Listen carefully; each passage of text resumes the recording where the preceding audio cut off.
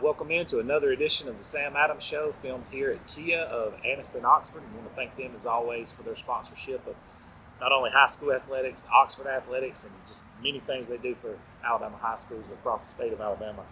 Coach, last week you went and played a top 10 ranked team and come up on the short end of the stick. It's a very, very tough game. Lost by 1 point in a game that you controlled most of the game, except for there at the very end.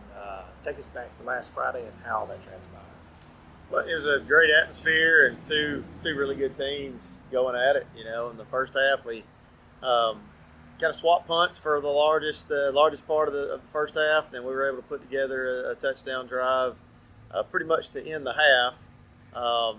You know, into the third quarter, early fourth quarter, we were up 21-7, and really, for up until the last 8 minutes of the game, did all the stuff you need to do to win a game, and then had some things not go our way, and you know we could have played a little bit better and never been in that kind of situation at the end, but unfortunately, you know, they were able to knock in a 2-point conversion with just a little bit of time left, and you know, we came back empty-handed.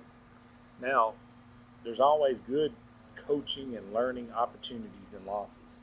What's some of the things you've told the guys to take away from this?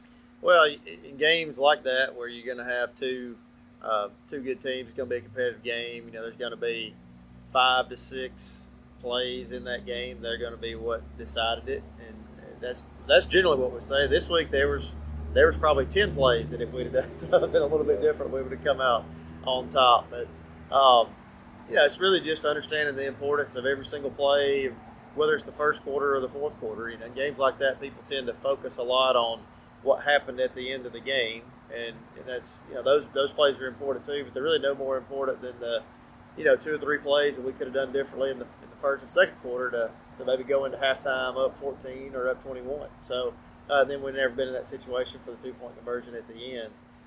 But you know, I think our team's really they're a pretty mature team. I feel like they've bounced back pretty quickly, and they were definitely disappointed in the loss, and but you know, hopefully now we can get back on track, going back into region play.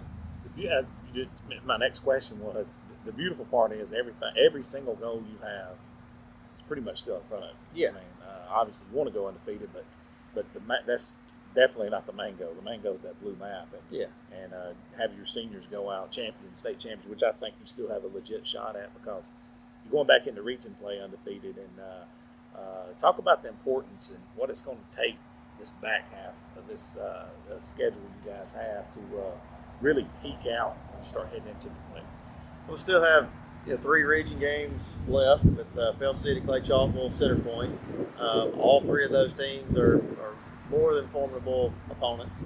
You know, we're fortunate to get all of those at home, so that's hopefully good. That's a big bonus for us. You know, we were on the road for all 3 of those last year, but our back half of the season this year mostly at home, before we finish up the season on the road at Jacksonville. So, yeah, most of our longer travels are in the past and behind us. You know, it'll really be important this week going against the Pell City team, who is improving. You know, they came off a pretty tough one this past week, just like we did, and you know, they're definitely good enough to beat us if we're not playing our best. We're not going to get fooled by what their record is or anything like that. And then we'll have an open week after this week. So, you know, hopefully we do what we need to do, play the level that we have to play to win the game this Friday. And, you know, when you get to this point in the season, you know, it's difficult physically on everybody involved. You know, whether or not you have guys that have, you know, really injuries that are costing them to lose time, or not, you have guys that are, you know, playing through just discomfort and maybe some pains in there, and you know, it'll be good for that open week. It'll be a good time for us we'll still practice sometimes in that week, but it'll be a good week for us to, you know, hopefully recharge ourselves a little bit. That's such a juggling act you have to do as a coach, because you don't want to have too much contact in practice. You guys are playing through injury. Then what if we get a little too much contact in practice? Then a guy has to miss a game and miss a juggling act. Talk about that, man. It really is. You know, when you get there's so much gray area there. There's a lot. There's a lot. So you know, I think maybe the best thing we've done in the last couple of weeks is we've really shortened up our Monday practices a lot. So yesterday, we do have JV games on Mondays. So, you know, we start practice with the full squad out there, all 90-something of the guys. And then at a certain point, you know, we cut the JV guys loose and they go, you know, eat the pregame meal and get on the bus to go wherever they're going. So we're really chosen to make these Monday practices the last few weeks closer to about 12 periods, which is about 1 hour. Gotcha. So, you know, we get the scout work that we need and, you know, we're preparing game plan wise and all that, but, you know, we're not out on our feet as much as you know, we were earlier in the season. Earlier in the season, those Monday practices were closer to 2 hours. And really, this time of the year, you're looking for things that you can cut out of practice, so the guys are so you're keeping them fresh on Friday night. Sure. And that's the big balancing act. So you got to get the preparation in. You do have to get contact in during the week. I mean, that's a necessity. You can't take 7 days off and expect the guys to be ready to roll. So we kind of go now. Really, Monday, even though that is a short practice, that may be the most contact that we get. Tuesday, we still get some. We don't tackle to the ground on Tuesdays or Mondays. Yeah. So, you know, that's always the balancing act, and you just got to know your team and know, you know, what you think their mindset is, how their body feels, how their energy levels are, and you just got to work it out. There's no magic answer for it. Coach, the way that your new setup is, which we're going to be doing a video very soon, as soon as you give me the green light, we'll come do a walkthrough. That's got to help in rehabilitation and prepping these guys to get them back in the game. Or it has to, the way you have your everything set up. Yeah, I mean, it definitely does. I mean, we're actually we kind of had, even within the new building, a makeshift sort of training room for the last since we've been in there, up until probably late this week or early next week, because there were certain parts of the building that weren't fully turned over to us yet because of construction reasons and all that. So, but even though we've been in kind of a temporary setup in that regard, it's been much better this season than the last two, as far as, you know, getting them in there, getting the rehab that they need, and, you know, getting them checked out, starting on Sundays, and, you know, it's really, that's been a big jump for us this year in that regard. And you know, that's a tough job being a trainer, and you know, especially when we get to this point of the season. Yeah, and, you know, make sure the parents are educated on all the things that you know are needed to get the guys healthy, number one, and get them to return to play as quickly as possible, number two. You know, we're never gonna ask a guy to go out there if it's going to be something that's going to make an injury worse or anything like that. But, you know, in this game too, you can't just sit out every time you got, you know, your pinky hurts or something. You know, I mean, so there's, you know, everything, there's give and take all year long, and it gets really more complicated as the season progresses. Yeah, outside of UFC and a couple of others, it's one of the most violent sports, but it also develops the most character. So it's like it's a balancing act there, which is always good for kids. But this week coming up, you got Pell City, correct? Yes. Now, I love the fact that you're playing a coach who's had 2 television shows, very successful. Millions of people watched him. One of the most successful coaches in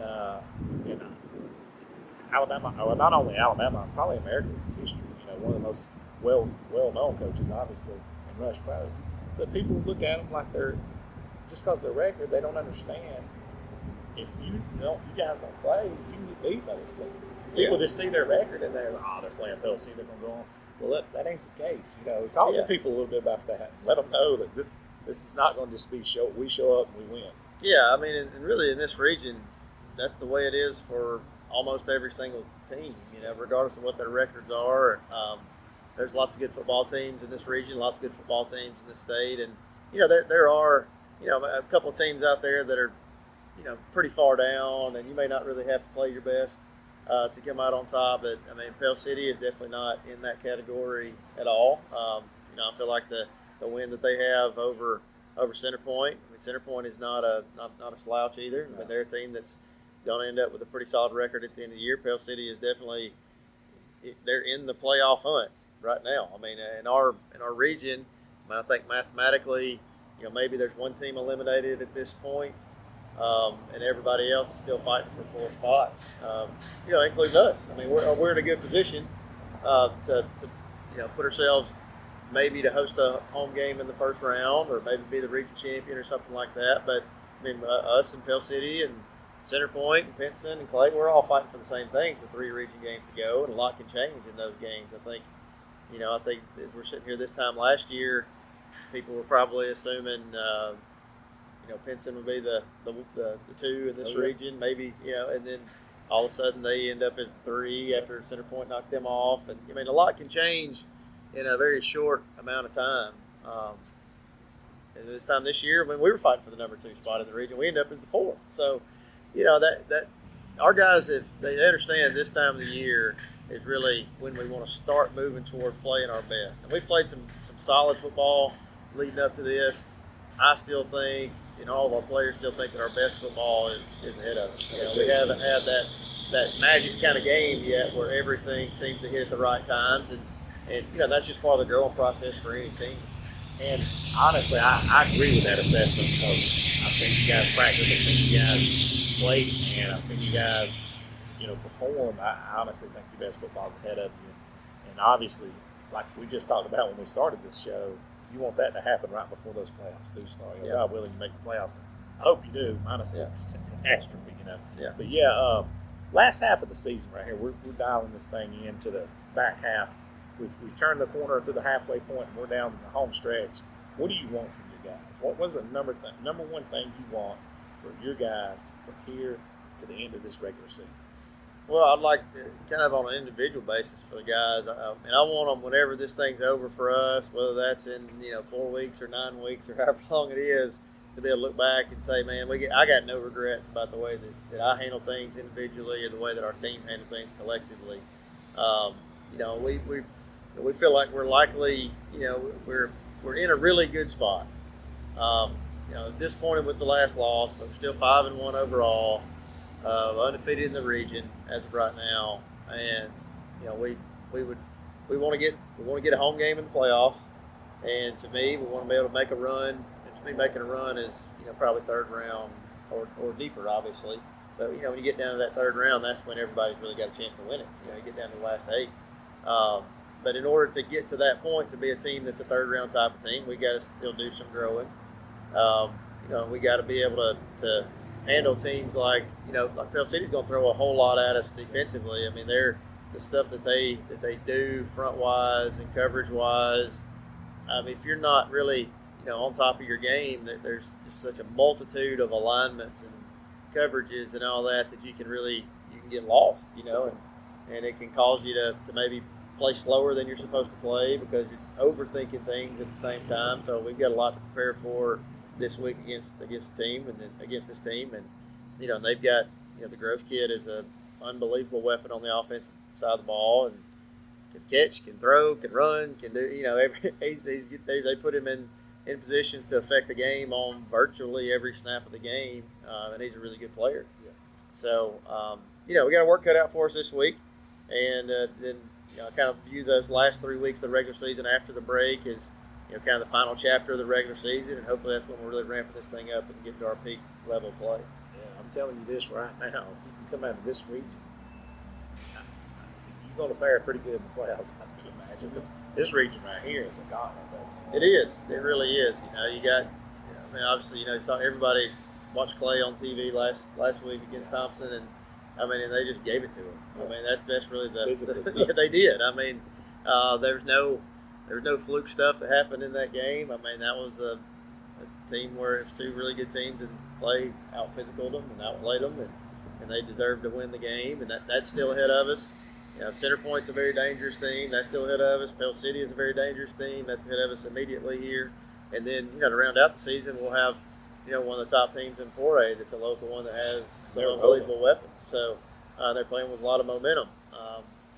We got a lot of work left to do, and we got to continue to improve each week in order to be where we want to be at the end of this thing. You're going to be battle tested. I can promise you that. You come out of that. Closing with Jacksonville, man, they're just.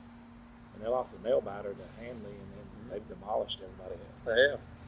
That's a That's a tough closer right there, man. An inter-county rivalry as well. Mm-hmm. Coach, anything else anybody needs to know about the upcoming weeks? Or? No, I mean I think it'll be a great atmosphere out there Friday night. I know we'll have a huge crowd like we always do, and I imagine Pell City will bring a lot of people. They typically do that. It's a rivalry kind of game. These teams have kind of gone at each other for a real long time, and I know we're expecting a really good game and a really good atmosphere on Friday. That's good. Coach, we appreciate you. We're going to be back here, God willing, next week with another edition of the Coach Sam Adams Show. Thank you guys for watching.